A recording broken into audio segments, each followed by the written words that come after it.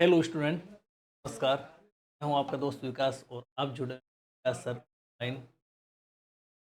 साथियों, जैसा कि अपनी सीरीज चल रही है राजनीति विज्ञान कक्षा 12, इस सीरीज के अंदर आज मैं आप लोगों के सामने लेकर आया हूं बहुत ही शानदार वाला सेशन।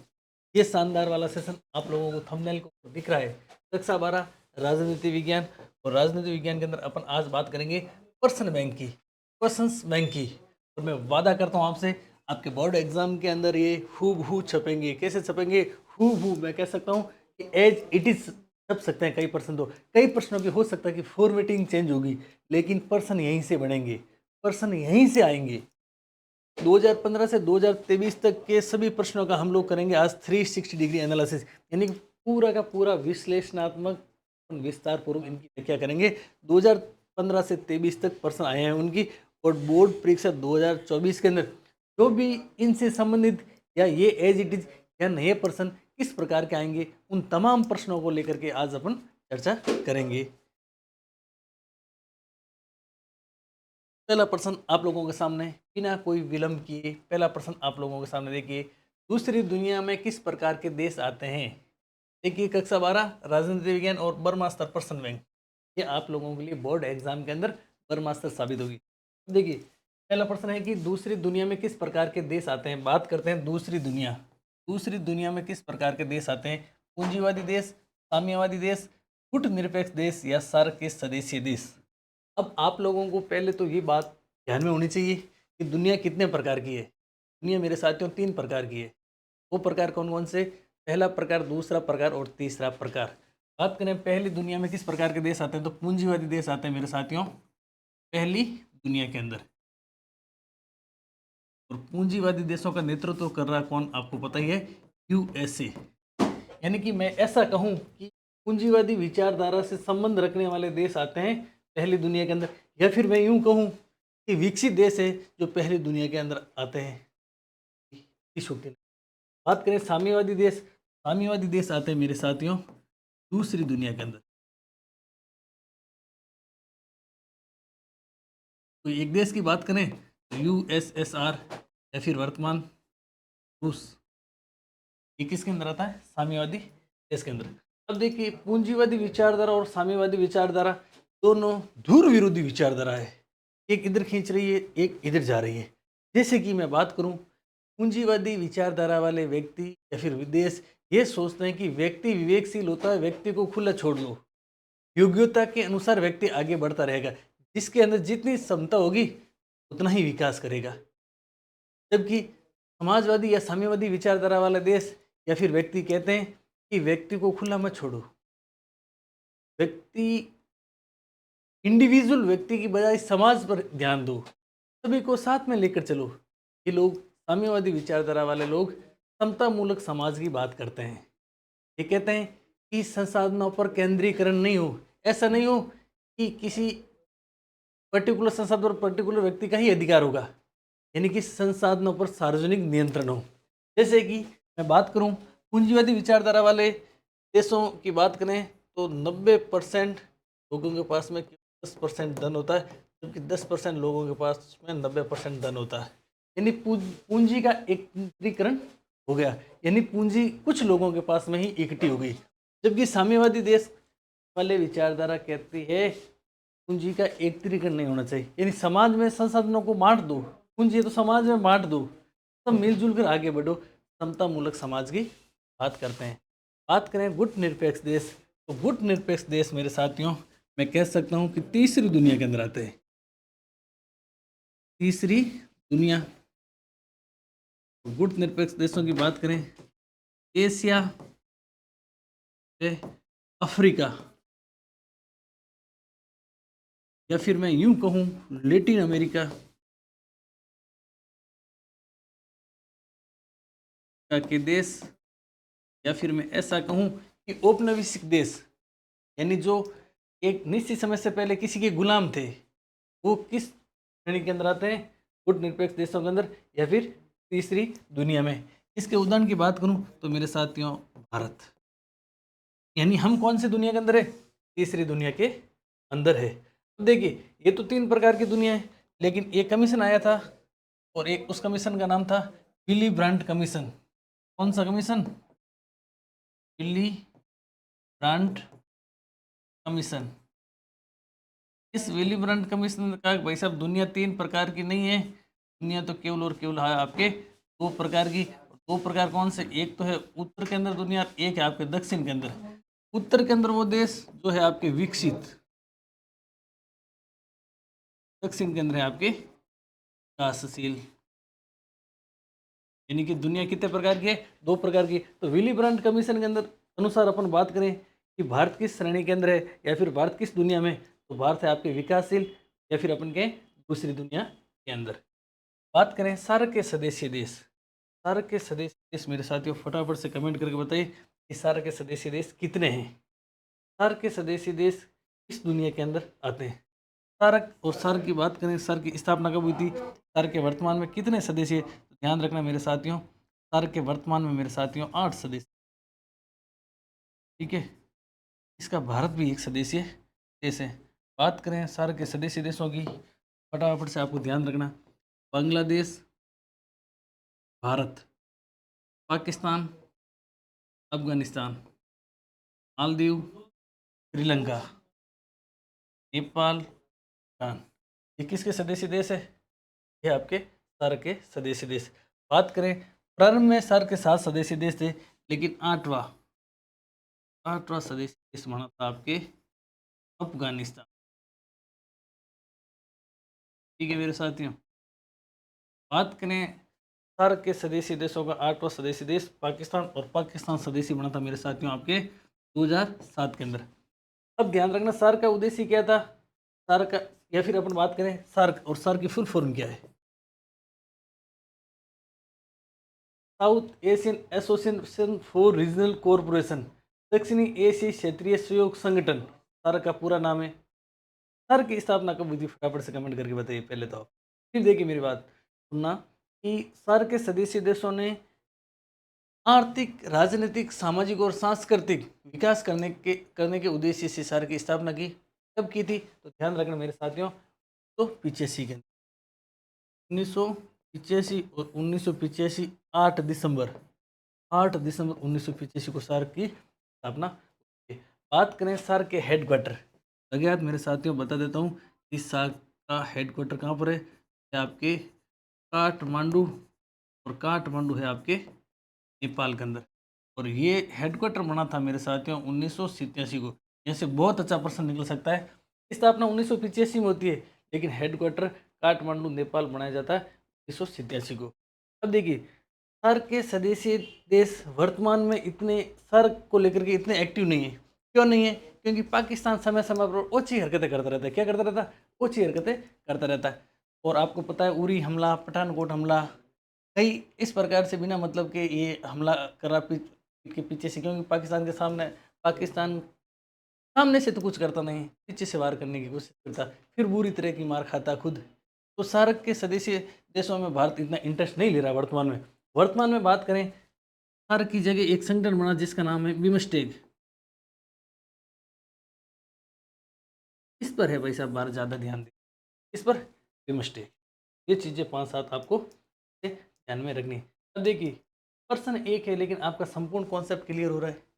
साथ साथ में मैंने पर्सन की फॉर्मेटिंग इस प्रकार से बनी है, कुछ पर्सन इसमें से डेथ ईयर के हैं 2015 से लेकर के 2023 तक के। साथ साथ में पर्सन की फॉर्मेटिंग में मैंने इतना चेंजेस किया है कि पर्सन एग्जामिनर घुमा फिरा कर कैसे भी दे, आपका एक भी पर्सन गलत नहीं होगा। क्योंकि अपन लोग जो सब्जेक्ट पढ़ने जा रहे हैं राजनीति विज्ञान, तो राजनीति विज्ञान में राजनीति तो होती है, एग्जामिनर अपने साथ में राजनीति करेगा, लेकिन करेगा कहाँ से? अपन एग्जामिनर से इतने आगे बढ़े हुए हैं। कोई भी एग्जाम होता है ना, आपको प्रारंभ के अंदर ये लगता है, प्रथम दृष्टिकोण आपका यही होता है कि एग्जाम में क्या पूछा जाए, लेकिन आपका इतना कॉन्सेप्ट क्लियर करा देंगे, 360 डिग्री एनालिसिस हो जाएगा, आपको इतना अनुभव हो जाएगा, आप अनुभव के आधार पर भी गलत नहीं करेंगे। और ये पढ़ने के बाद में आपको लगेगा जमीन ले, मेरी बात को, तो पूर्ण मनोयोग से आपको लगना।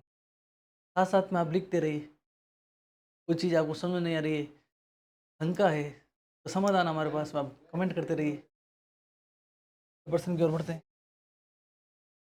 दक्षेस का पहला शिखर सम्मेलन कहाँ पर हुआ था? दक्षेस सक्सेस का दूसरा नाम क्या है मेरे साथियों? SAARC,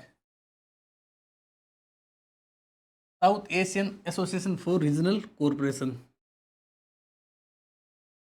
South Asian association for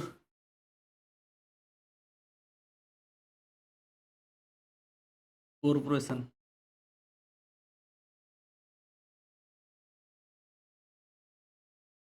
दक्षिणी एशियाई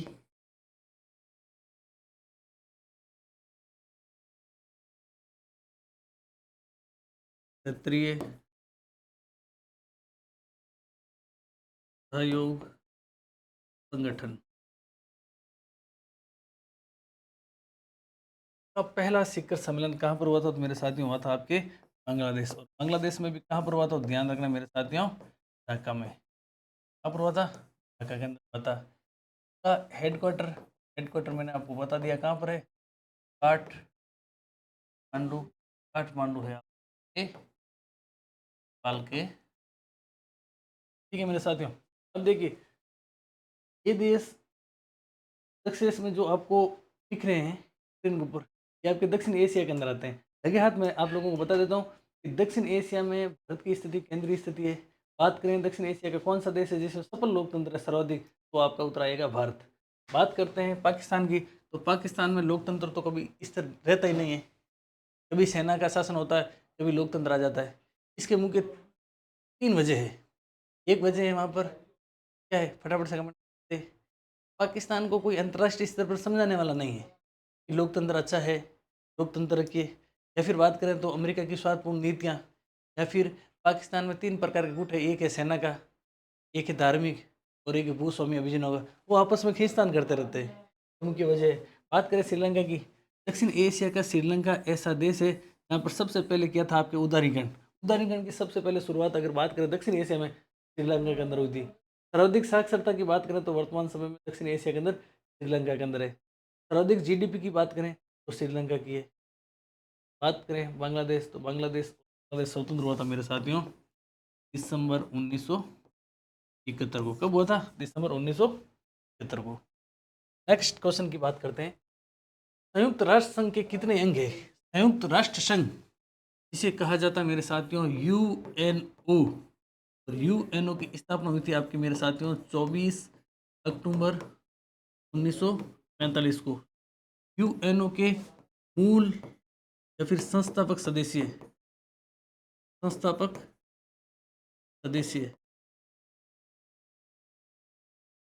बात करें तो कितने सदस्य हैं? 151। वर्तमान में कितने सदस्य हैं? वर्तमान में आपके 93। और 93वां कौन सा है? यह आपके दक्षिणी सूडान। आप लोगों को कमेंट करके बताना है कि 192 कौन सा था, 191 कौन सा था, 190 कौन सा। फटाफट से कमेंट करके आप लोगों को बताना है। संयुक्त राष्ट्र संघ के कितने अंग है? तो मेरे साथ अंग है आपके 6। कौन कौन से 6 अंग है? फटाफट से आप लोगों को लिखना है। एक है आम सभा, आम सभा। दूसरे अंग की बात करें तो दूसरा अंग है आपके सुरक्षा परिषद, परिषद। तीसरी की बात करें इको, तो आर्थिक और सामाजिक परिषद, आर्थिक है सामाजिक परिषद। और मेरे साथियों बात करें चौथे अंक की तो आपके अंतर्राष्ट्रीय न्यायालय। बात करें 5वें अंक की तो है आपके न्यायशीता परिषद। और मेरे बात करें छठे अंक की आपके पहले पूरा का पूरा 360 एनालिसिस कर रहे हैं हम लोग। अब देखिए बात करें आम सभा की तो इसे कहा जाता है जनरल असेंबली। इसमें सदस्य देश है मेरे साथियों 193। इसमें कोई भी निर्णय लिया जाता है ना तो बहुमत से लिया जाता है, और 2/3 बहुमत से लिया जाता है। और आम सभा के निर्णय को सत्ताईस माने या नहीं माने ये। बात करें सुरक्षा परिषद, इसे कहा जाता है सिक्योरिटी काउंसिल। एक व्यक्ति है जिसका नाम है कुशमैन। कुशमैन ने सुरक्षा परिषद को दुनिया का पुलिसमैन कहा था। क्या कहा था? दुनिया का पुलिसमैन कहा था। सुरक्षा परिषद में सदस्य देशों की बात करें तो मेरे साथियों, इसके 15 सदस्यीय देश है। कितने? 15 देशीय देश है। ठीक है, इन 15 सदस्यीय देशों में से 5 सदस्य आपके स्थायी, जबकि 10 सदस्य आपके अस्थायी। ठीक है मेरे साथियों, ये 5 स्थायी सदस्य कौन से है तो ध्यान रखना, P5 वाले 5 सदस्य देश है स्थायी है, जिसमें है आपके अमेरिका, ब्रिटेन, चाइना, रूस और फ्रांस। इन पांचों स्थायी सदस्यों के पास में क्या होता है? इनके पास में आपकी वीटो पावर। क्या है? Veto power. तो कोई भी प्रस्ताव अंतर्राष्ट्रीय स्तर पर लाया जाता है और इन पांचों में से एक भी देश उस पर वीटो कर देता है तो वो प्रस्ताव वहीं पर रुक जाता है। यूएनओ के 111 धाराएं और 19 अध्याय है। अनुच्छेद या फिर धारा 27 के अंदर वीटो की बात कही गई है, यानी शब्द से यूएनओ के अंदर कोई भी धारा नहीं है जिसमें वीटो का उल्लेख किया हुआ है, लेकिन 27 वीटो से संबंधित है, अनुच्छेद 27। तो इनके पास में सिक्योरिटी अपने सुरक्षा परिषद में 5 स्थायी सदस्य जिनके पास में वीटो का अधिकार है। अब आप लोगों के मन में आ रहा होगा कि सर भारत है जो इसका सदस्य देश है कि नहीं है? ध्यान रखना मेरे साथियों, भारत सुरक्षा परिषद का स्थायी सदस्य नहीं है। भारत चाहता है कि मैं भी सदस्य बनूं, हम भी चाहते हैं कि स्थायी परिषद सुरक्षा परिषद का भारत सदस्य बने, और उम्मीद करते हैं कि भारत सुरक्षा परिषद का सदस्य बहुत जल्दी, क्योंकि सुरक्षा परिषद के सदस्य बनेगा तो इसके पास में वीटो का अधिकार होगा। और मेरे साथियों, भारत का भविष्य आप लोगों के ऊपर टिका हुआ है। भारत, आपको पता है, विश्व गुरु कहा जाता था, भारत सोने की चिड़िया कहा जाता था। आप लोगों के ऊपर जिम्मेदारी है, आपके कंधों के ऊपर, कि आप भारत को वापस से सोने की चिड़िया बना सकते हैं, विश्व गुरु बना सकते हैं, 100% बना सकते हैं। मैं चाहता हूं कि आप बेहतर बने, बेहतर से बेहतर बने, और कुछ भी नहीं बने तो एक भारत के जागरूक नागरिक जरूर बने, क्योंकि भारत का भविष्य आपके ऊपर टिका हुआ है। ठीक है मेरे साथियों, तो ये सुरक्षा परिषद होगी। ठीक है, इकोसॉक आर्थिक और सामाजिक परिषद है, इसके सदस्य देश है मेरे साथियों 54। बात करें अंतर्राष्ट्रीय न्यायालय, इसका मुख्यालय है मेरे साथियों हेग के अंदर। कहाँ पर है? हेग के अंदर है। अंतर्राष्ट्रीय न्यायालय के न्यायाधीशों का कार्यकाल होता है आपके 9 वर्ष, जबकि अंतर्राष्ट्रीय न्यायालय के चीफ जस्टिस का कार्यकाल होता है आपके 3 वर्ष। ठीक है ना। वर्तमान में भारत के एक व्यक्ति है जिनका नाम है श्री दलवीर भंडारी जी, जो अंतर्राष्ट्रीय न्यायालय के अंदर न्यायाधीश है।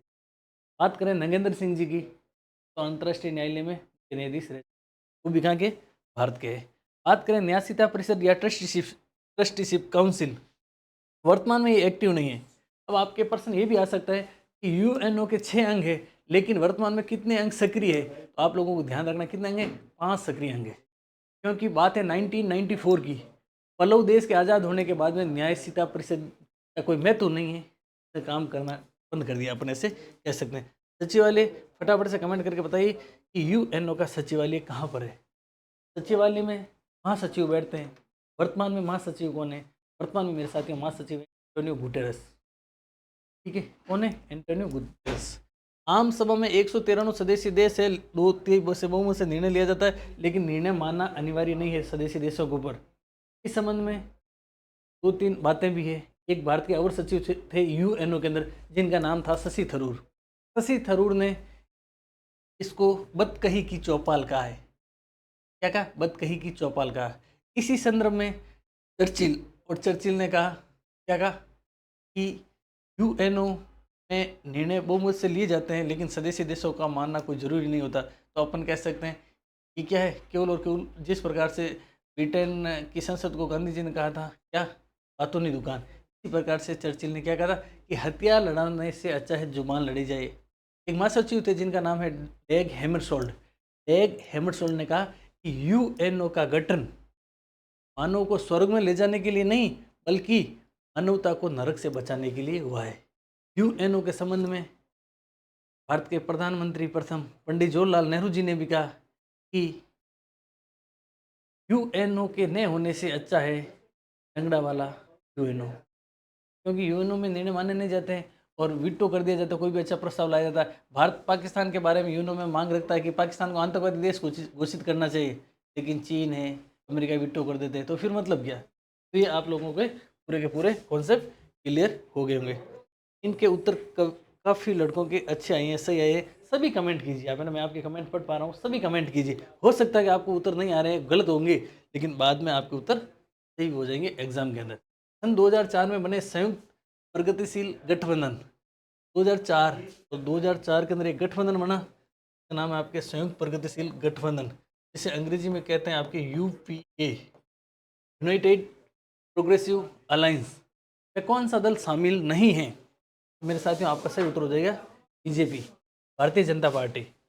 देखिए, कांग्रेस, राष्ट्रवादी कांग्रेस और आरजेडी क्या है, इनके अंग है, जबकि भारतीय जनता पार्टी इस गठबंधन से संबंधित है। तो ध्यान रखना मेरे साथियों, ये गठबंधन है जिसका नाम है एनडीए, नेशनल डेमोक्रेटिक अलायंस। क्या है? नेशनल डेमोक्रेटिक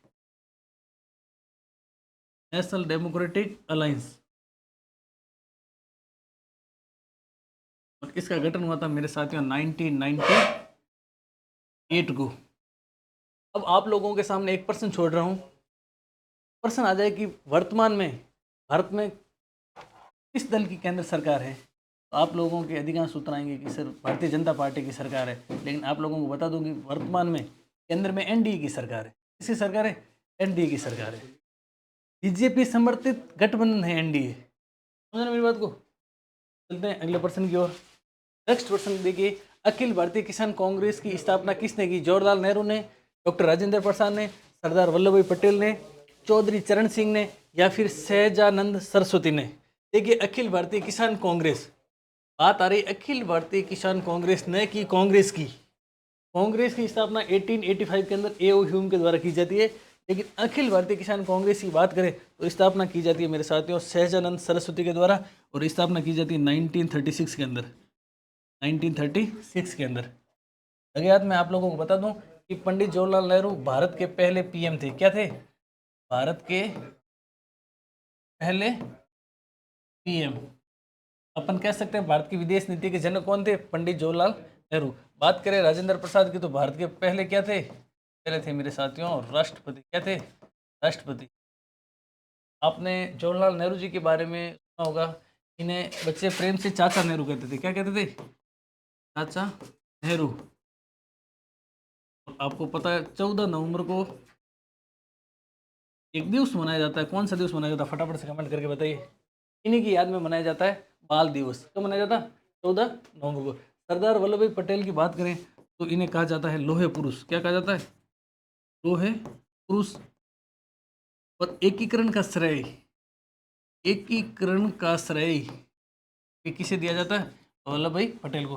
बात करें भारत की, तो भारत जब आज़ाद हुआ था 15 अगस्त 1947 को, तो भारत के अंदर 565 रियासतें थी। बात करें राजस्थान की, तो राजस्थान के अंदर भी 19 रियासत थी। जहाँ से मैं बोल रहा हूँ ना, वहाँ के शासक कौन हुआ करते थे जब भारत आज़ाद हुआ था? उसमें शासक हुआ करते थे हनुमंत सिंह जी। एकीकरण का श्रेय, या फिर अपन कहें एकीकरण किसने किया था, या फिर किसके नेतृत्व में किया गया था? तो सरदार वल्लभ भाई पटेल साहब के नेतृत्व में। अब हनुमंत सिंह जी पाकिस्तान के अंदर जाना चाहते थे। कहाँ जाना चाहते थे? पाकिस्तान के अंदर। तो बड़ी समझाइश के बाद हाँ भरी थी हनुमंत सिंह जी ने कि भाई भारत के अंदर ही रहेंगे, राजस्थान के अंदर ही रहेंगे। अगर सरदार, मैं ये मानता हूँ कि अगर सरदार वल्लभ भाई पटेल साहब अच्छी समझाइश नहीं कर पाते, या फिर अपन कहें कि कहना नहीं मानते, कौन? हनुमंत सिंह जी, तो आज अपन पाकिस्तान के अंदर होते। तो अपने नाम के पीछे क्या होता? Bin Laden. जैसे Shyam bin Laden, Prakash bin Laden, Vikas bin Laden. अपन बहुत सौभाग्यशाली है कि अपन राजस्थान के अंदर है, भारत के अंदर है। बात करें चौधरी चरण सिंह जी की, तो चौधरी चरण सिंह जी भी भारत के पीएम रह चुके हैं। और अभी हाल ही के अंदर चौधरी चरण सिंह जी को एक पुरस्कार दिया गया। कौन सा पुरस्कार बताइए? पुरस्कार की घोषणा की गई थी। कौन सा पुरस्कार की घोषणा की थी? इनमें से कौन सा देश आसियान का सदस्य देश नहीं है? मलेशिया, इंडोनेशिया, भारत या थाईलैंड? बात करें मेरे साथियों आसियान की,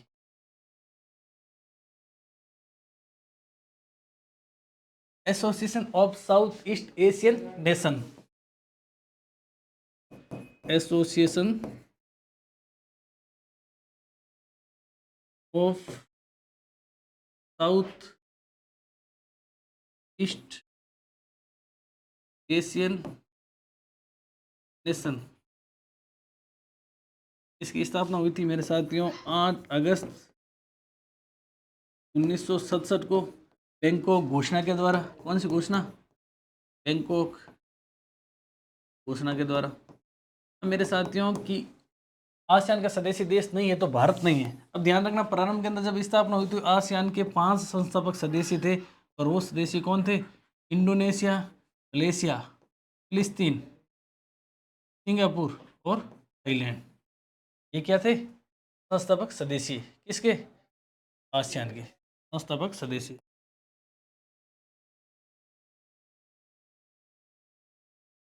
वर्तमान में कितने देश सदस्य है? वर्तमान में मेरे साथियों 10। फटाफट से कमेंट करके बताइए कि वो 5 और सदस्य कौन जुड़े। फटाफट से कमेंट करके। एक ध्रुवीय विश्व किस देश के प्रभुत्व का परिचायक है? नेक्स्ट पर्सन कह रहा है कि एक ध्रुवीय विश्व, वन पोलर वर्ल्ड, आपके समकालीन विश्व राजनीति का पहला अध्ययन है। दो ध्रुवीयता का अंत।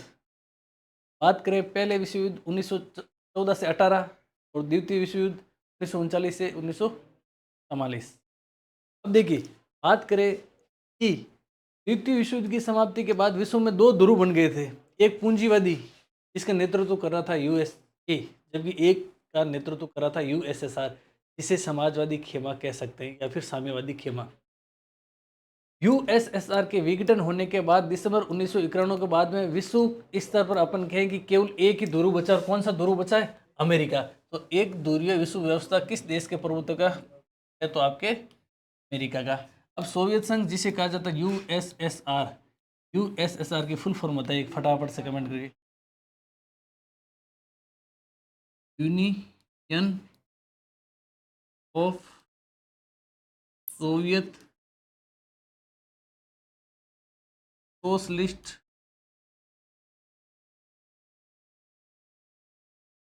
रिपब्लिकन्स, ये है इसकी फुल फॉर्म। बात करें चीन और जापान की।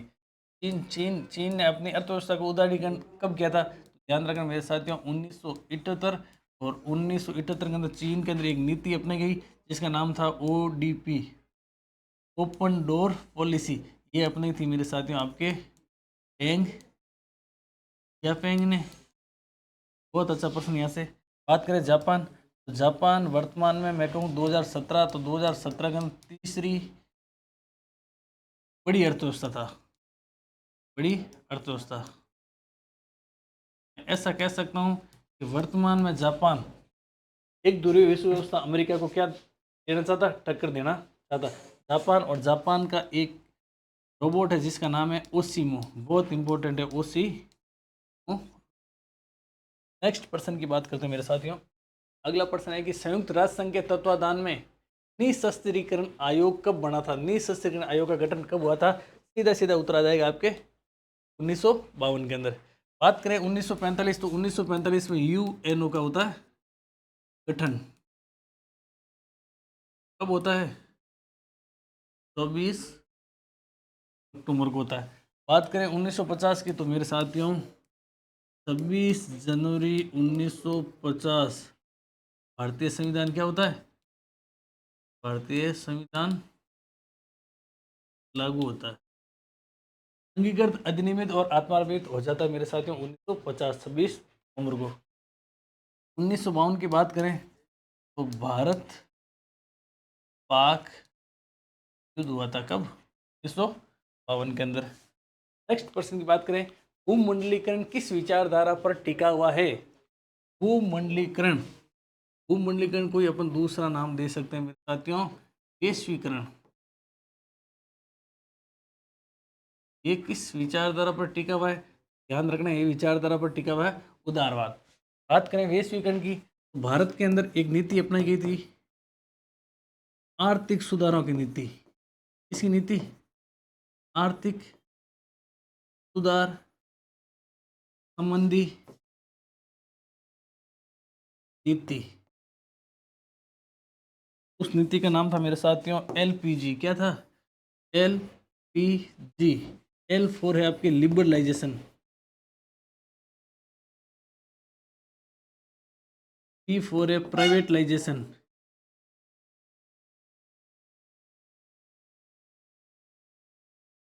P4 है मेरे साथियों ग्लोबलाइजेशन। यहाँ से सीधा सीधा प्रश्न आएगा, एलपीजी का मतलब लिक्विड पेट्रोलियम गैस नहीं, ध्यान रखना। L4 लिबरलाइजेशन, इसे हिंदी में कहा जाता है उदारीकरण। उदारीकरण। P4 प्राइवेटलाइजेशन, इसे हिंदी के अंदर कहा जाता है निजीकरण। क्या कहा जाता है? निजीकरण। और G4 ग्लोबलाइजेशन, इसे कहा जाता है आपके वैश्वीकरण, या फिर अपन कह सकते हैं भूमंडलीकरण।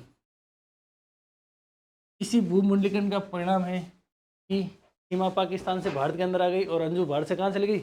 पाकिस्तान चली गई। क्यों चली गई? क्योंकि इतनी अत्याधुनिक टेक्निक आ गई है कि आदमी कहीं से कहीं चला जाता है, और कहीं से कहीं कुछ सामान मंगाना होता तो मंगा लेता है। ये किस टेक्निक की वजह से? ग्लोबलाइजेशन की वजह से। ग्लोबलाइजेशन, वैश्वीकरण को अपन कह सकते हैं सीमाहीन संसार, बॉर्डरलेस वर्ल्ड, यानी कोई एक देश की बॉर्डर ही नहीं रही है। समझ रहे हो मेरी बात को? कहीं से कहीं सामान आ जाता है, कहीं से कहीं चला जाता है। ये किसका कारण है? भूमंडलीकरण का। बात करें समाजवाद की, तो समाजवाद एक, समाजवाद चाहता है कि समाज के अंदर संसाधनों का केंद्रीकरण नहीं हो। समाज में जो भी संसाधन है उनका विकेंद्रीकरण हो, या फिर अपन कह सकते हैं कि उन पर सार्वजनिक नियंत्रण हो। ये कौन सी विचारधारा है? समाजवाद या फिर साम्यवाद। बात करें मेरे साथियों अराजकतावाद की, तो अराजकतावाद कहता है राम राज्य की कल्पना कर रहा है। राम राज्य जहाँ पर पुलिस वगैरह, लॉ एंड ऑर्डर अपना आप बन जाएगा, सेना है, पुलिस है, इनकी कोई आवश्यकता नहीं है। ये अराजकतावाद बात करता है राजनीति विज्ञान की शब्दावली के अंतर्गत। नेक्स्ट प्रश्न है मेरे साथियों, पूर्व बनाम पश्चिम का संबंध किससे? तो आपका सीधा सीधा उत्तर हो जाएगा शीत युद्ध से। शीत युद्ध के दौरान विश्व के अंदर दो शक्तियाँ थी, एक अमेरिका और एक आपकी यूएसएसआर। अमेरिका की बात करें तो पूंजीवादी विचारधारा, यूएसएसआर की बात करें तो साम्यवादी या फिर समाजवादी विचारधारा। पूर्व बनाम पश्चिम का संबंध शीत युद्ध से। बात करें शीत युद्ध क्या होता है? कोल्ड वार एक होता है गर्म युद्ध, और एक होता है शीत युद्ध। शीत युद्ध के अंदर शस्त्र पड़े रहते हैं, अपन कह सकते हैं शस्त्र सज्जित काल। कौन सा था? शीत युद्ध का काल। विचारधाराओं के आधार पर लड़ा गया था, प्रोपोगेंडा के आधार पर लड़ा गया था। कौन सा युद्ध? शीत युद्ध। शीत युद्ध की शुरुआत की बात करते हैं तो कई जगह आपको ऐसा लिखा हुआ भी मिलेगा कि 1917 के अंदर बोल्शेविक क्रांति हुई थी, जहाँ से शीत युद्ध की शुरुआत होती है। लेकिन मेरे साथियों आपको बता दूं कि 1946 मार्च के अंदर फुलटन भाषण हुआ था चर्चिल का, और चर्चिल ने उस समय कहा था भाषण के अंदर कि यूरोप के अंदर लोहे आवरण का पर्दा छा रहा है, और यूएसए व यूके को बंधुता दिखानी चाहिए, एकत्रित हो जाना चाहिए, संगठन बना लेना चाहिए। वहाँ से शीत युद्ध की शुरुआत होती है। विश्व युद्ध की बात करें, दो विश्व युद्ध हो गए, एक 1914 से 18 और दूसरा 39 से 44। बात करें मेरे साथियों विश्व युद्ध किन किन के मध्य हुआ था? तो हुआ था मेरे साथियों मित्र राष्ट्र वर्सेज दूरी राष्ट्र। और मित्र राष्ट्र में कौन थे? ब्रिटेन, अमेरिका, रूस और फ्रांस। और इनके साथ में जो भी इनके पिछले देश थे और बाकी वाले देश थे राष्ट्र में। उत्तर शीत युद्ध की बात करें तो शीत युद्ध काल के बाद का समय उत्तर शीत युद्ध कहलाता है। तनाव शैथिली की बात करें तो 1962 क्यूबा मिसाइल संकट, इस समय तनाव शैथिल्य हुआ था। सोवियत संघ का विघटन कहाँ हुआ था? बिल्कुल कब हुआ था? बिल्कुल हल्का सा प्रश्न है। सोवियत संघ जिसे यूएसएसआर कहा जाता है, इसका विघटन कब हुआ? आपका उत्तर हो जाएगा मेरे साथियों दिसंबर 1991 में। ऑप्शन ए के अंदर एग्जामिनर आपको चकराने के लिए यहाँ पर लिखा है दिसंबर 1971। तो आप लोग भली भी बातें जानते हैं, दिसंबर 1971 के अंदर बांग्लादेश को क्या मिली थी? स्वतंत्रता। बांग्लादेश को स्वतंत्रता मिली थी। बात करें 1994 को, तो ARF एशियन रीजनल फोरम की स्थापना होती है 1994 में। और 2002 की बात करें तो 2002 में साप्टा पर हस्ताक्षर करने का वायदा किया था। बात करें साप्टा पर हस्ताक्षर कब हुए थे मेरे साथियों, ध्यान रखना साप्टा पर साइन तो हुए थे आपके 2004 को, और ये आपके प्रभावी कब हुआ था, प्रभावी हुआ था मेरे साथियों 2006 को। निम्नलिखित में से कौन सा जम्मू कश्मीर का आतंकवादी संगठन नहीं है, सीधा सीधा उत्तर हो जाएगा आपका तालिबान। कौन सा बान है, तालिबान, और तालिबान है मेरे साथियों अफगानिस्तान का। तालिबान है अफगानिस्तान का क्या है, आतंकवादी संगठन है। नेक्स्ट प्रश्न कह रहा है कि भारत में विविधता में एकता की विशेषता किसने बताई। बहुत ही इजी प्रश्न है, पंडित जवाहरलाल नेहरू जी ने बताई थी, जो भारत के प्रथम प्रधानमंत्री थे। बात करें मेरे साथियों महात्मा गांधी की, तो महात्मा गांधी जी बहुत बड़े स्वतंत्रता सेनानी थे। महात्मा गांधी जी की बात करें तो ये 9 जनवरी 1915 को अफ्रीका से लौटे थे। इसी उपलक्ष्य में 9 जनवरी और 9 जनवरी को मनाया जाता है मेरे साथियों प्रवासी दिवस। कौन सा दिवस, प्रवासी दिवस। गांधी जी ने खूब सारे आंदोलन चलाए थे, उनमें से 2-3 आंदोलनों की बात करें तो मेरे साथियों एक आंदोलन है 1920 में चलाया था, बहुत बड़ा आंदोलन, फिर 1930 के अंदर, और एक 1943 में। 1920 में असहयोग आंदोलन, असहयोग आंदोलन। बात करें 1930 में तो सविनय सविनय अवज्ञा आंदोलन, और 1942 में भारत छोड़ो आंदोलन, भारत छोड़ो आंदोलन। और नारा भी दिया था भारत छोड़ो आंदोलन के दौरान, करो या मरो, करो या मरो, करो या मरो का नारा दिया था 1942 में। कौन सा नारा, करो या मरो, डू एंड डाई। तो मरना तो अपने को है ही नहीं है, करना है, ठीक है। अब एक चीज़ समझ में नहीं आ रही है कि गांधी जी ने कहा अंग्रेजों भारत छोड़ो, गांधी जी अंग्रेजों को भारत में रखना चाहते थे क्या, अभी तक मेरे को ये चीज़ समझ में नहीं आई। कई जगह मैंने ये भी पढ़ा भारत छोड़ो अंग्रेजों, अंग्रेजों भारत छोड़ो, तो अंग्रेजनियों के बारे में क्यों नहीं लिखा किसी ने, नहीं जो भी है। बात करें डॉक्टर भीमराव अंबेडकर साहब की, तो ये भारतीय संविधान के जनक कहा जाता है डॉक्टर भीमराव अंबेडकर साहब को। और भीमराव अंबेडकर साहब भारतीय संविधान सभा की प्रारूप समिति के अध्यक्ष थे, ड्राफ्टिंग कमेटी के। नेताजी सुभाष चंद्र बोस की बात करें तो नेताजी सुभाष चंद्र बोस ने भी नारा दिया था। कौन सा नारा दिया था, एक तो नारा दिया था मेरे साथियों जय हिंद का, एक नारा दिया था तुम मुझे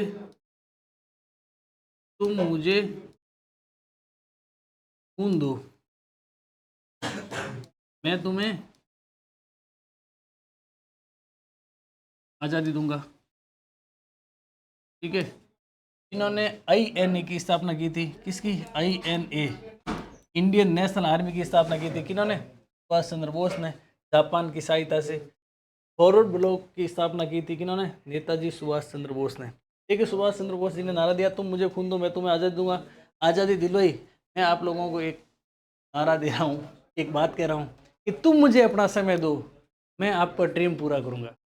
तुम मुझे अपना समय दो पढ़ने के लिए, पढ़ो, पूर्ण मनोयोग से पढ़ो, मैं आपका हर एक ड्रीम पूरा करूँगा। क्योंकि आपको पता है साइकोलॉजी के अंदर एक परिभाषा है, शिक्षा मनोविज्ञान में मार्क्स ने दी थी कि आप मुझे कोई भी स्वस्थ बालक ला कर दे दो, आप कहोगे वो मैं बना दूंगा, चाहे डॉक्टर बनाना हो, चाहे इंजीनियर बनाना हो, चाहे वकील बनाना हो, शिक्षक बनाना हो, या फिर चोर बनाना हो, या फिर डाकू बनाना हो। साथियों हम शिक्षक हैं, शिक्षा की तस्वीर बदल देंगे, आप जैसे नन्हे की तस्वीर बदल देंगे। चलो अगले प्रश्न की बात करते हैं। बोडो सुरक्षा बल किस राज्य का उग्रवादी संगठन है, सही उत्तर हो जाएगा मेरे साथियों असम का। असम के अंदर एक और संगठन है जिसका नाम साथियों आसू, क्या है, आसू, ऑल असम स्टूडेंट यूनियन। स्थापना हुई थी 1978 के अंदर। इसका पूरा नाम है ऑल असम स्टूडेंट यूनियन, ठीक है मेरे साथियों। नेक्स्ट क्वेश्चन क्या कह रहा है, देखिए स्क्रीन के ऊपर बहुत शानदार प्रश्न है, इसको आप 7 स्टार लगा लीजिए। ये प्रश्न कह रहा है भारतीय राष्ट्रीय कांग्रेस की स्थापना कब हुई थी। प्रश्न एक है, लेकिन इस प्रश्न में यानी आने वाली 1 मिनट के अंदर आपके कम से कम 15 से 20 क्वेश्चन सही होने की संभावना है। कैसे? राष्ट्रीय कांग्रेस की स्थापना तो मेरे साथियों 1885 के अंदर हुई थी। संस्थापक कौन थे? तो ध्यान रखना, ए.ओ. ह्यूम संस्थापक थे कांग्रेस। और कांग्रेस के प्रथम अध्यक्ष और मेरे साथियों प्रथम अध्यक्ष की बात करें तो कौन थे? व्योमेश चंद्र बनर्जी। बात करें प्रथम अध्यक्ष और इसमें महिला की, ये मेरे साथियों एनी बिसेंट।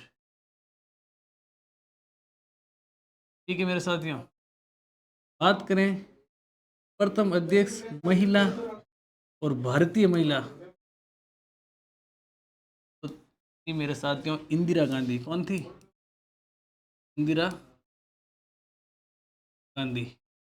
बात करें इनके अध्यक्ष और अध्यक्ष की वर्तमान, कांग्रेस के वर्तमान अध्यक्ष कौन है? तो मेरे साथियों मल्लिकार्जुन खड़गे साहब। ठीक है मेरे साथियों, बात करें 1978 के अंदर क्या हुआ था? ध्यान रखना मेरे साथियों, वाम सेब का क्या हुआ था? गठन। ठीक है, 1980 की बात करें तो भारतीय जनता पार्टी और भारतीय जनता पार्टी की क्या होती है?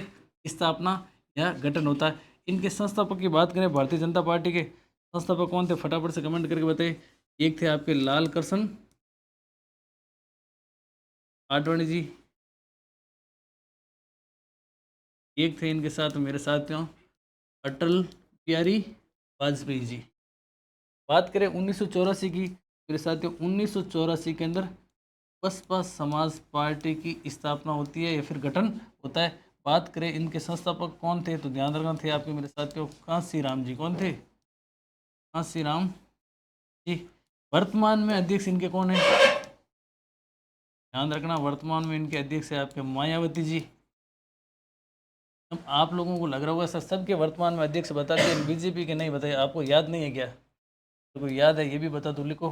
जेपी नड्डा जी। जेपी नड्डा जी क्या है? वर्तमान में बीजेपी के अध्यक्ष है। पर्सन एक था, लेकिन इसके साथ साथ में और कितने पर्सन बने?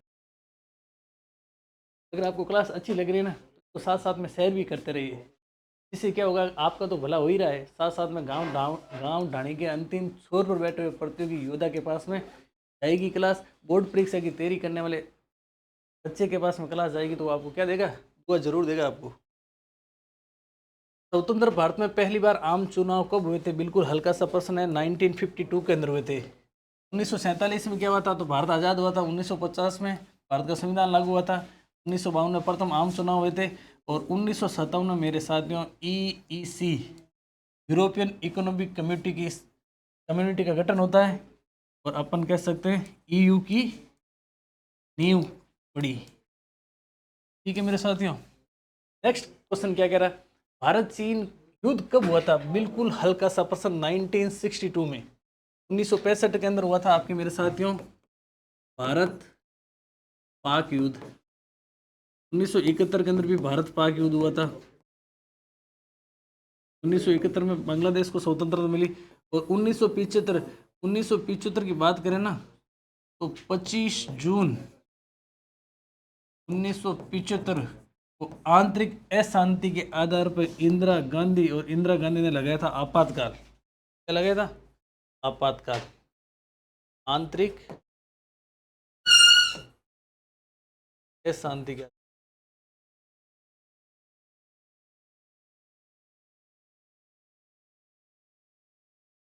और इस समय भारत के अंदर दोहरा आपातकाल लगा था। आपातकाल अनुच्छेद की बात करें तो 352 के अंदर राष्ट्रीय आपातकाल की बात की गई है। क्योंकि बात करें अनुच्छेद 356 में राज्यों में संवैधानिक तंत्र की विफलता, failure of the constitution machinery in states की बात कही गई है। क्योंकि 360 के अंदर वित्तीय आपातकाल की बात कही गई है। बहुत शानदार प्रश्न है। नीति आयोग की स्थापना कब हुई? 7 स्टार लगा लीजिए आप इस प्रश्न के ऊपर भी। नीति आयोग की स्थापना हुई थी मेरे साथियों 2015 को। और 2015 में तारीख थी मेरे साथियों जनवरी। फटाफट से कमेंट करके बताइए कि नीति आयोग का पूरा नाम क्या है? नीति आयोग के अध्यक्ष कौन होते हैं? तो मेरे साथियों अध्यक्ष होते हैं आपके प्रधानमंत्री। और बात करें उपाध्यक्ष, उपाध्यक्ष है मेरे साथियों वर्तमान में है सुमन बेरी। क्या है? सुमन बेरी। ये सुमन बेरी व्यक्ति है, ध्यान रखना, महिला नहीं है। बात करें 2014, 2014 और 31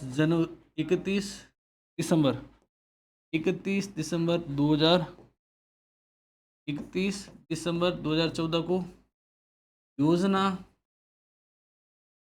आयोग की समाप्ति हुई थी। योजना आयोग की जगह वर्तमान में किसने ले ली? नीति आयोग ने ले ली। 2012 से 2017 तक 12वीं पंचवर्षीय योजना चली थी। अज्ञात आप लोगों को बता देता हूँ कि योजना आयोग की स्थापना हुई थी 1950 के अंदर। ठीक है ना। पहली पंचवर्षीय योजना का मूल मंत्र था धीरज, कृषि पर बल दिया गया था, जबकि दूसरी पंचवर्षीय योजना पर बल दिया था संरचनात्मक विकास पर। भारत में दूसरा सफल परमाणु परीक्षण कब किया गया? फटाफट से कमेंट करके बताइए। 1974 में किया था पहला परमाणु परीक्षण। कहाँ पर किया था? ध्यान रखना, पोखरण के अंदर। और इसका नाम क्या था? स्माइलिंग बुद्धा। जबकि दूसरा था मेरे साथियों 1998 के सेकेंड, इसका नाम था ऑपरेशन शक्ति। क्या था? ऑपरेशन शक्ति का नाम था। 1991 में क्या हुआ था? दिसंबर 1991 में यूएसएसआर का विघटन हुआ था। बात करें भारतीय संविधान में 42वां संविधान संशोधन कब हुआ? मेरे साथियों 42वां संविधान संशोधन जिसे क्या कहा जाता है? फटाफट से कमेंट करके बताइए। सबसे विवादास्पद संविधान संशोधन कौन सा है आपके? 42वां। बात करें 1951 में पहला संविधान संशोधन, और ये किससे संबंधित था? तो भूमि सुधार से संबंधित था। 1976 के अंदर 42वां संविधान संशोधन जो इंदिरा गांधी सरकार के समय होता सर्वाधिक विवादास्पद। बात करें 1978 में हुआ था मेरे साथियों 44वां कॉन्स्टिट्यूशन अमेंडमेंट, और ये हुआ था आपके मोरारजी देसाई सरकार के समय।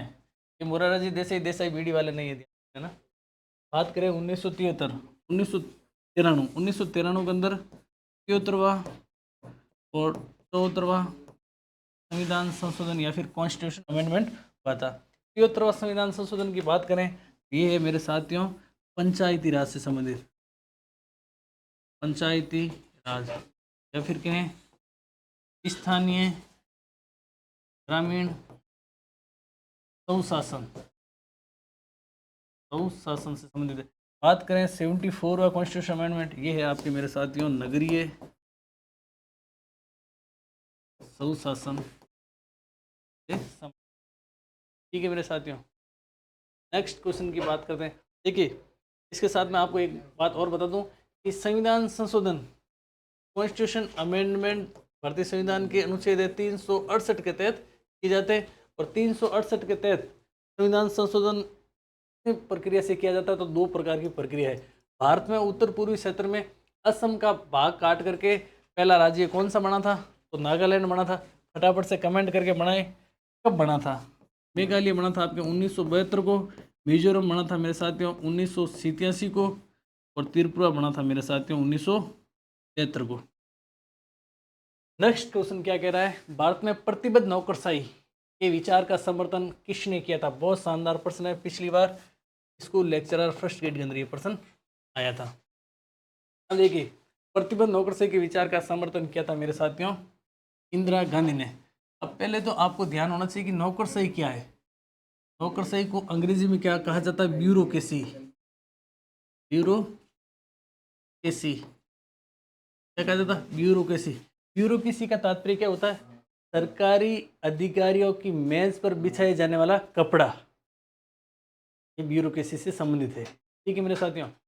और अगर अपन विस्तार से बात करें तो विधायिका और कार्यपालिका द्वारा निर्मित कानूनों को सरकारी अधिकारियों द्वारा क्रियान्वित करने की प्रक्रिया नौकरशाही के अंतर्गत आती है। नौकरशाही शब्द का सबसे पहले प्रयोग, सर्वप्रथम प्रयोग नौकरशाही शब्द का ये क्या था? एक व्यक्ति था मेरे साथियों जिसका नाम था विंसेंट डी गोर्डने। विंसेंट डी गोर्डने, इसने सबसे पहले नौकरशाही शब्द का क्या किया था? प्रयोग किया था। अब प्रतिबद्ध नौकरशाही की बात करें तो अपन कह सकते हैं सरकारी तंत्र, सरकार के निर्देशानुसार ही काम करना, उसके प्रति पूरे प्रतिबद्ध हो जाना, अपन कह सकते हैं लॉयल हो जाना। ये बात कही थी इंदिरा गांधी ने। जबकि मेरे साथियों बात करें जवाहरलाल नेहरू की, तो जवाहरलाल नेहरू जी ने बात कही थी प्रतिनिधित्व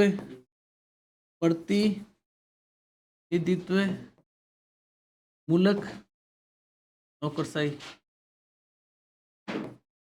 बात करें भारत के पहले गैर कांग्रेसी प्रधानमंत्री मोरारजी देसाई की, मोरारजी देसाई ने कहा कि नौकरशाही होनी चाहिए तटस्थ। क्या होनी चाहिए? तटस्थ। बात करें वीपी सिंह जी की, वीपी सिंह जी ने कहा कि नौकरशाही होनी चाहिए समाज कल्याण आधारित, समाज कल्याण आधारित नौकरशाही होनी चाहिए। नेक्स्ट पर्सन की बात करते हैं, देश में आंतरिक गड़बड़ी के कारण संकटकालीन स्थिति की घोषणा कब की गई थी? तो मेरे साथियों की गई थी 1975 में। और किसके द्वारा की गई थी? तो की गई थी इंदिरा गांधी के द्वारा। देखिए 25 जून, कई जगह आपको 26 जून भी लिखा आएगा, ध्यान रखना। 25 जून को तो होती है घोषणा, जबकि आधिकारिक घोषणाएं पर गजट नोटिफिकेशन की बात करते हैं उसके अंदर घोषणा होती है 26 जून को। 25 जून का दिन था, शाम के समय की बात है। प्रधानमंत्री हुआ करती थी इंदिरा गांधी और राष्ट्रपति हुआ करते थे मेरे साथियों फखरुद्दीन अली अहमद। इंदिरा गांधी ने शाम के समय फखरुद्दीन अली साहब को फ़ोन किया कि भारत में आंतरिक अशांति पर आपातकाल लगाने की आवश्यकता है। तुरंत बाद राष्ट्रपति ने आपातकाल की घोषणा कर दी थी। उसके बाद में आपको पता होगा 44वें संविधान संशोधन के तहत एक उपबंध डाला गया कि मंत्रिपरिषद की लिखित सिफारिश पर ही राष्ट्रपति आपातकाल की उद्घोषणा करेगा, यानी कि फ़ोन करने से आपातकाल की उद्घोषणा नहीं होगी। बात करें 1971 में तो बांग्लादेश को आज़ादी मिली थी। 1974 वाला साल बहुत इंपॉर्टेंट है। ये इस वजह से इम्पोर्टेंट है क्योंकि यहाँ पर बात करें जनवरी 1974 और यहाँ पर गुजरात में हुआ था आंदोलन,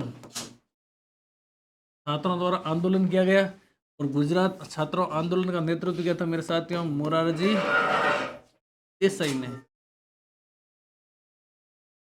बात करें जनवरी के बाद में समय आगे बढ़ता आती है आपके मार्च 1974 को एक आंदोलन होता मेरे साथियों बिहार के अंदर। कहाँ पर होता है? बिहार आंदोलन। ये भी किया जाता है छात्रों के द्वारा और इस बिहार आंदोलन का नेतृत्व किया जाता है मेरे साथियों जेपी नारायण के द्वारा, जेपी नारायण के द्वारा, जिसे कहा जाता है जयप्रकाश नारायण। इन्होंने एक नारा दिया था, फटाफट से कमेंट करके बताइए जेपी नारायण जी ने कौन सा नारा दिया था? इन्होंने नारा दिया था मेरे साथियों संपूर्ण क्रांति का, कि हर क्षेत्र के अंदर क्रांति होनी चाहिए जिससे कि आमूलचूल परिवर्तन होना चाहिए। बात करें सामाजिक, राजनीतिक, आर्थिक, सांस्कृतिक, हर क्षेत्र के अंदर क्या होनी चाहिए? क्रांति। तो संपूर्ण क्रांति का नारा किसने दिया था? जेपी नारायण ने दिया था। बात करें 1977 की तो लगे हाथ में आप लोगों को बता दूं कि 1977 में 1975 के अंदर जो आपातकाल लगाया था इंदिरा गांधी ने, उस समय देश में दोहरा आपातकाल भी लगा था। तो 1977 के अंदर मोरारजी देसाई की सरकार बनती है केंद्र में और एक पूर्व न्यायाधीश जिनका नाम है जेसी शाह, इनकी अध्यक्षता में आपातकाल की जांच के लिए एक समिति का गठन किया जाता है। कब किया जाता है? 1977 के अंदर। नेक्स्ट प्रश्न है आपके, सुंदरलाल बहुगुणा का नाम किस आंदोलन से जुड़ा हुआ है? बहुत चर्चित नाम है सुंदरलाल बहुगुणा का और ये नाम जुड़ा हुआ है, फटाफट से कमेंट करके बताइए। तब तक मैं आपको बता दूं कि भूदान आंदोलन ये चलाया था मेरे साथियों 1951 को। कब चलाया था? 1951 को। किसके नेतृत्व के अंदर चला था? तो आचार्य, और ये आचार्य मेरे साथियों विनोबा भावे के नेतृत्व में चला था। और ये किससे संबंधित था? तो ये था आपके भूमि सुधार से संबंधित, भूदान आयोग, भूमि सुधार से संबंधित। बात करें खेजड़ली आंदोलन की, तो खेजड़ली आंदोलन चला था मेरे साथियों 1730 को। किसके नेतृत्व में चला था? तो अमृता देवी बिश्नोई के नेतृत्व में। और आपको पता होगा 363 महिलाओं ने, महिला पुरुष बच्चों ने अपनी शहादत दी थी इस आंदोलन में। अब देखिए राजस्थान में बात करें कला संस्कृति की, तो एक तिथि है भाद्रपद शुक्ल दशमी। भाद्रपद शुक्ल दशमी को 3 त्योहार मनाए जाते हैं बहुत बड़े बड़े एक साथ में राजस्थान में। कौन से? एक मनाया जाता है तेजा दशमी, एक खेजड़ी स्मृति दिवस, और एक है आपके बाबा जयंती, आप कह सकते हैं राम सापीर का भरा जाता है। बात करें चिपको आंदोलन, ये आपके उत्तराखंड से शुरू हुआ था। इसका नेतृत्व किया था मेरे साथियों सुंदरलाल बहुगुणा, और इनके साथ में थे चंडी प्रसाद भट्ट। बात करें हिंदी विरोधी आंदोलन, फटाफट से कमेंट करके बताइए कि हिंदी विरोधी आंदोलन किसने चलाया था और कब चलाया था। तो ये मैं बता देता हूँ, सबसे पहले 1936 के अंदर चलाया था। किसने चलाया था? फटाफट से कमेंट करके बताइए। नेक्स्ट पर्सन,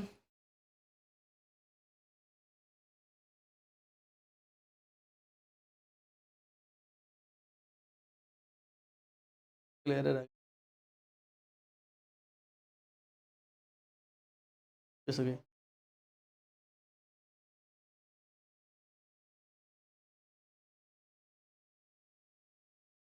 एक मिनट रुको।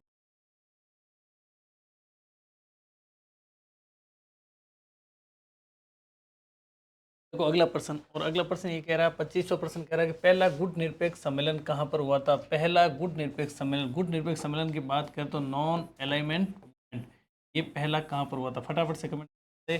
पहला हुआ था मेरे साथियों बेलग्रेड, और बेलग्रेड में हुआ था 1961 को। कब हुआ था? 1961 को हुआ था। और यहाँ पर 25 सदस्यीय देशों ने भाग लिया था। 25 सदस्यीय ने भाग लिया। क्या बात कर लेते हैं दूसरा सम्मेलन कहाँ पर हुआ? तो दूसरा हुआ था आपके काहिरा के अंदर। सेकंड कहाँ पर हुआ था? काहिरा में। और हुआ था मेरे साथियों 1963 को। कब हुआ था? 1963 को नहीं हुआ था, 1964 को हुआ था। कब हुआ था? तो 64 को हुआ था। बात करें लुसा का, तो लुसा के अंदर नाम और नाम का हुआ था मेरे साथियों थर्ड सम्मेलन। तो सम्मेलन हुआ था थर्ड सम्मेलन, और ये हुआ था आपके 1967 में। बात आती है नई दिल्ली के अंदर भी हुआ क्या? बिल्कुल हुआ। और हुआ कब था? हुआ था मेरे साथियों 1983 को। आपको फटाफट से कमेंट करके ये बताना है कि नई दिल्ली के अंदर नाम का कौन सा सम्मेलन हुआ था। बात करें नाम की, नाम की स्थापना की बात करें तो मेरे साथियों 1961 के अंदर इसकी स्थापना होती है। बात करें इसकी नींव कब पड़ी? साथियों ध्यान रखना, नाम की नींव पड़ी 1947, और 1947 के अंदर एशियाई सम्मेलन हुआ था। कौन सा सम्मेलन? एशियाई एकता सम्मेलन, एकता। ये कहाँ पर हुआ था? ये हुआ था मेरे साथियों दिल्ली के अंदर हुआ था। बात करते हैं नेक्स्ट पर्सन की। नेक्स्ट पर्सन कह रहा है कि भारतीय राजनीतिक दलीय व्यवस्था को किस श्रेणी में रखा गया है? एक दलीय व्यवस्था, द्विदलीय व्यवस्था, बहुदलीय व्यवस्था, या फिर एक दल प्रभुत्व व्यवस्था? इसका सही उत्तर हो जाएगा मेरे साथियों भारतीय राजनीतिक दलीय व्यवस्था को बहुदलीय व्यवस्था के अंदर रखा गया है। बात करें बहुदलीय व्यवस्था की, ध्यान रखना मेरे साथियों कहाँ कहाँ पर है? भारत, और भारत के अलावा और कहाँ पर है? फटाफट से कमेंट करके बताइए। तब तक मैं बता देता हूँ एक दलीय व्यवस्था की बात करें तो ये है मेरे साथियों चीन और क्यूबा के अंदर। चीन के अंदर है साम्यवादी पार्टी। द्विदलीय व्यवस्था की बात करें तो यूएसए, संयुक्त राज्य अमेरिका, और आपके ब्रिटेन के अंदर है मेरे साथियों द्विदलीय। द्विदलीय व्यवस्था का मतलब है कि वहाँ पर केवल 2 दल ही होंगे। बहुदलीय का मतलब है 2 से ज़्यादा दल, और एक दलीय का मतलब है केवल और केवल वन पार्टी। बात करें एक दल प्रभुत्व व्यवस्था, one party dominance, one party dominance. ये था मेरे साथियों भारत के अंदर, और भारत के अंदर कब से कब था, तो 1967 तक। और 1967 तक आपको पता होगा एक छत्र राज था किसका, कांग्रेस का, ठीक है ना। तो वन पार्टी डोमिनेंस सिस्टम था भारत में 1967 तक। अगला प्रश्न देखिए, नेक्स्ट पर्सन क्या कह रहा है, बहुत ही शानदार पर्सन है, वेरी इंपॉर्टेंट पर्सन है, वेरी वेरी इंपॉर्टेंट पर्सन है, 7 स्टार लगा लीजिए इस पर्सन पर। यह प्रश्न आपको हर एक एग्जाम के अंदर मिलेगा। भारतीय जनता पार्टी को किस पार्टी का पुनर्जन्म कहा जाता है। बात करें भारतीय जनता पार्टी की तो मेरे साथियों यहाँ पर बात हो रही है बीजेपी की। बीजेपी को किस पार्टी का पुनर्जन्म कहा जाता है, तो आपका सही उत्तर हो जाएगा भारतीय जनसंघ। भारतीय जनसंघ की स्थापना या फिर गठन होता है 1951 के अंदर, और कौन करता है, तो डॉक्टर श्यामा प्रसाद मुखर्जी, श्यामा प्रसाद मुखर्जी। और इनके साथ में होते मेरे साथियों दीनदयाल उपाध्याय, ये जनसंघ के संस्थापक है। यही जनसंघ बीजेपी का रूप ले लेता कब, 1980 के अंदर। और 1980 के अंदर बात करें बीजेपी की, तो बीजेपी के संस्थापक कौन थे, तो अटल बिहारी वाजपेयी जी और लाल कृष्ण आडवाणी जी, ये भारतीय जनता पार्टी के संस्थापक कहा जाते हैं। बात करें भारतीय समाजवादी पार्टी, भारतीय समाजवादी पार्टी की स्थापना होती है मेरे साथियों 1934 के अंदर, और किसके द्वारा की जाती है, आचार्य नरेंद्र देव के द्वारा। इन इनके साथ में और भी थे, इनके साथ में और कौन कौन थे, तो आप लोगों को ध्यान रखना है। आचार्य नरेंद्र देव, आचार्य नरेंद्र देव, और आचार्य नरेंद्र देव के साथ में और कौन कौन थे, इनके साथ में थे मेरे साथियों एक व्यक्ति जिसका नाम है जेपी नारायण, ठीक है। इनके साथ में एक और व्यक्ति थे जिनका नाम है राम मनोहर लोहिया जी।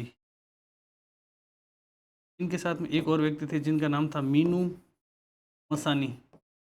इनके साथ में एक और व्यक्ति थे जिनका नाम था मेरे साथियों अशोक मेहता। और इनके साथ में एक और व्यक्ति थे जिनका नाम था अच्युत पटवर्धन। ये आपके भारतीय समाजवादी पार्टी के संस्थापक है। अब मेरे साथियों बात करें आपके भारतीय राष्ट्रीय लोकतांत्रिक पार्टी जिसे कहा जाता है मेरे साथियों आरएलपी। ये आरएलपी का प्रश्न आया था पिछली बार 2022 के अंदर, फर्स्ट ग्रेड का एग्जाम हुआ उसके अंदर प्रश्न आया था। बात करें राष्ट्रीय लोकतांत्रिक पार्टी की तो मेरे साथियों राष्ट्रीय लोकतांत्रिक पार्टी की स्थापना होती है मेरे साथियों 29 अक्टूबर 2018 को। और इसके संस्थापक की बात करें तो इनके संस्थापक है मेरे साथियों हनुमान जी बेनीवाल। कौन है, हनुमान जी बेनीवाल। इस पार्टी की विशेषता की बात करें तो मेरे साथियों ये राजस्थान का पहला मान्यता प्राप्त क्षेत्रीय दल है। आरएलपी जिसे राष्ट्रीय लोकतांत्रिक पार्टी कहा जाता है, राजस्थान का पहला मान्यता प्राप्त क्षेत्रीय दल। उसके साथ साथ में बात करें तो भारत का 59वां मान्यता प्राप्त क्षेत्रीय दल है। कौन सा, आरएलपी। आरएलपी की बात करें तो ध्यान रखना स्थापना कब हुई थी, 29 अक्टूबर 2018 को। इनके संस्थापक मेरे साथियों हनुमान जी बेनीवाल। वही हनुमान जी बेनीवाल जो राजस्थान की राजनीति के अंदर एक कद्दा और किसान नेता के रूप में जाने जाते हैं। और आप भली भांति जानते हैं, बात करें विधानसभा की या फिर लोकसभा की, संसद के अंदर तेजा जी का जयकारा लगाने वाले पहले सांसद का नाम क्या है, हनुमान बेनीवाल। बात करें आम आदमी पार्टी की तो आम आदमी पार्टी की स्थापना होती है मेरे साथियों 2012 के अंदर। और इनके संस्थापक की बात करें तो संस्थापक है इनके अरविंद केजरीवाल। कौन है, अरविंद केजरीवाल। बात करें वर्तमान समय में अपने आम आदमी पार्टी की सरकार कहाँ पर, तो एक तो है मेरे साथियों दिल्ली के अंदर और एक है आपके पंजाब के अंदर। पंजाब के अंदर सीएम है भगवंत मान साहब और दिल्ली के अंदर है सीएम आपके अरविंद केजरीवाल जी। बात करें आम आदमी पार्टी की तो ये आम आदमी पार्टी 2023 के अंदर राष्ट्रीय स्तर के दल का दर्जा मिल गया है। किसको, आम आदमी पार्टी को। अब आपके प्रश्न आ सकता है कि वर्तमान समय में भारत के अंदर कितने राष्ट्रीय दल है। फटाफट से कमेंट करके बताना है कि वर्तमान में भारत के अंदर कितने राष्ट्रीय दल है। तो आपका उत्तर होना चाहिए 6 राष्ट्रीय दल है। कितने? 6। बात करें राजस्थान में कितने क्षेत्रीय दल है, तो एक, इसका नाम है आरएलपी, राष्ट्रीय लोकतांत्रिक पार्टी। अगले प्रश्न की ओर बात करते हैं।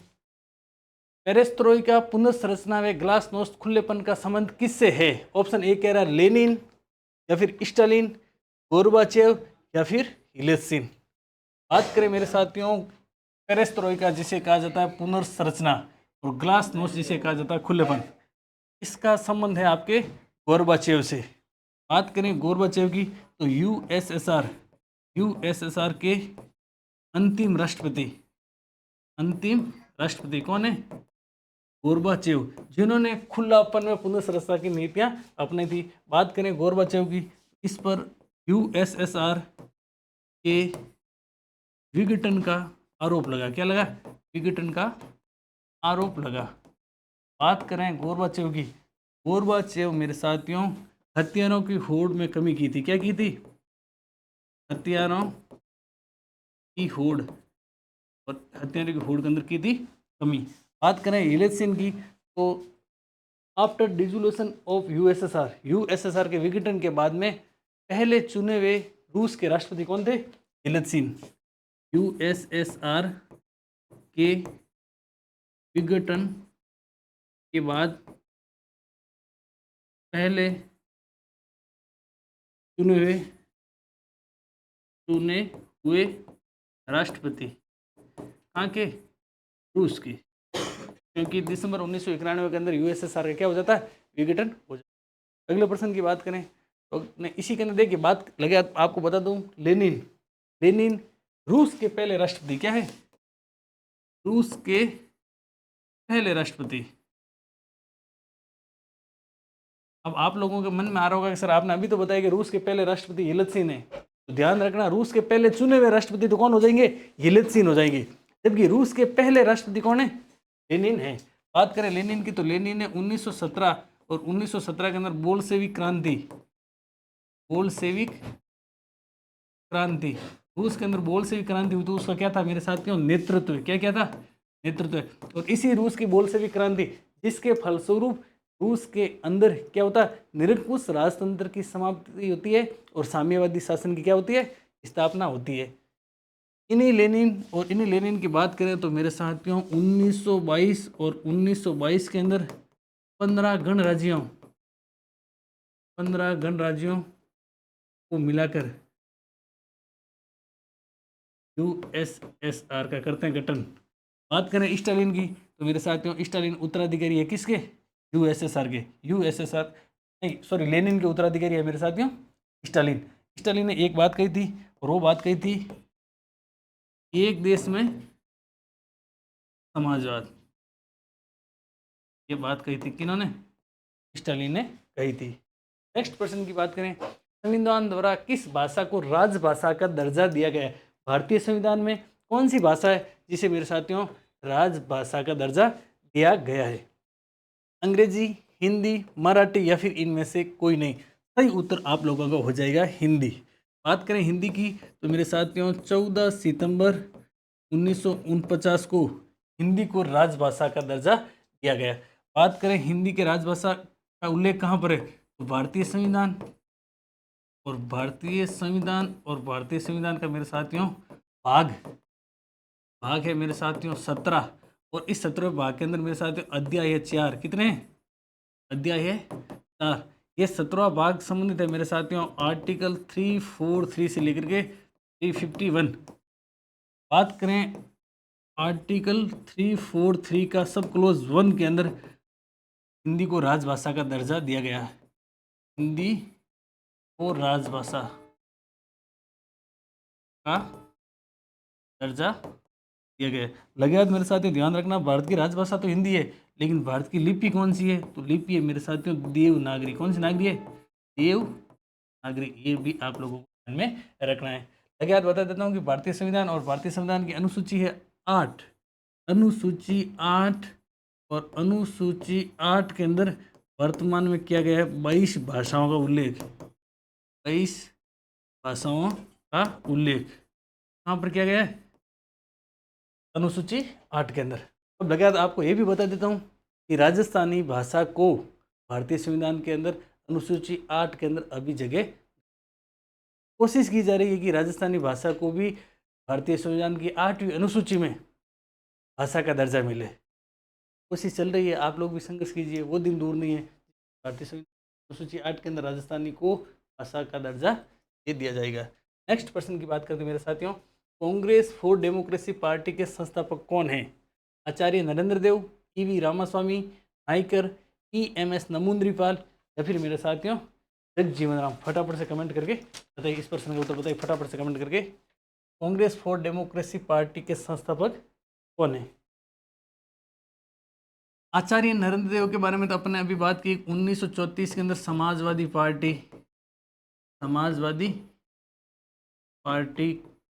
स्थापना की या फिर गठन किया। इनके साथ में कौन थे? JP नारायण थे, राम मनोहर लोहिया थे, मीनू मसानी थे, अच्युत पटवर्धन थे, अशोक मेहता थे। ठीक है, बात करें EV रामास्वामी नायकर की, तो इन्होंने 1925 में आत्म सम्मान संबंधी आंदोलन चलाया था। ये आंदोलन आया था मेरे साथियों पिछली बार 2022 फर्स्ट गेट के अंदर। बात करें EMS नमूंद्रीपाल की, तो EMS नमूंद्रीपाल 1957 और 1957 में केरल राज्य के अंदर CM बने थे और उस समय सरकार बनी थी किसकी? CPI की। और आप लोग भली भांति जानते हैं कि विश्व के अंदर पहली बार लोकतांत्रिक रूप से CPI कम्युनिस्ट पार्टी की सरकार बनती है 1957 के अंदर। और कहाँ पर बनती है? केरल है भारत के अंदर। बात करें जगजीवन राम की, तो कांग्रेस फॉर डेमोक्रेसी पार्टी के संस्थापक कौन है? जगजीवन राम। और इन्होंने स्थापना की थी मेरे साथियों 1937 के अंदर। अब आप लोगों के मन के अंदर आ रहा होगा कि सर कांग्रेस पार्टी की स्थापना तो 1885 के अंदर थी, तो मेरे साथियों वो कांग्रेस पार्टी है और ये कांग्रेस फॉर डेमोक्रेसी पार्टी। मेरे को भी पता है कि कांग्रेस पार्टी की स्थापना 1885 के अंदर ये ह्यूम के द्वारा की गई थी।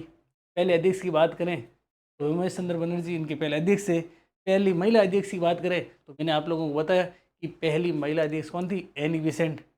मैंने ये भी बताया कि भारत की पहली महिला अध्यक्ष कौन थी, तो आपको पता होगा इंदिरा गांधी। ये भी बताया था कि कांग्रेस के वर्तमान में अध्यक्ष कौन है? कौन अध्यक्ष? फटाफट से कमेंट करके बताइए। मल्लिकार्जुन खड़गे साहब। तो ये अपने 30 क्वेश्चन की क्लास पूरी हुई। राजनीति विज्ञान ब्रह्मास्त्र पर्सन बैंक, ये आपके हर एक एग्जाम के अंदर अति महत्वपूर्ण है, चाहे प्रतियोगी परीक्षा की बात करें या फिर बोर्ड परीक्षा की। बोर्ड परीक्षा के अंदर तो यहाँ से हूबहू प्रश्न छपेंगे ही छपेंगे। साथ साथ में कोई भी प्रतियोगी योद्धा जो तैयारी कर रहा है कंपटीशन एग्जाम की और जिसका संबंध राजनीति विज्ञान के हैं, चाहे बात करें ग्रेड फर्स्ट या फिर असिस्टेंट प्रोफेसर या फिर नेट JRF, 100% मेरा वादा और विश्वास है कि आपको यहाँ से प्रश्न देखने को मिलेंगे। अगर आप लोगों को क्लास अच्छी लगी, क्लास को शेयर जरूर करें और इसके आगे भी अपन क्लास कंटिन्यू रूप से रखेंगे, तो आप वीडियो एक के बाद एक कंटिन्यू रूप से मिलते हैं अगली क्लास में।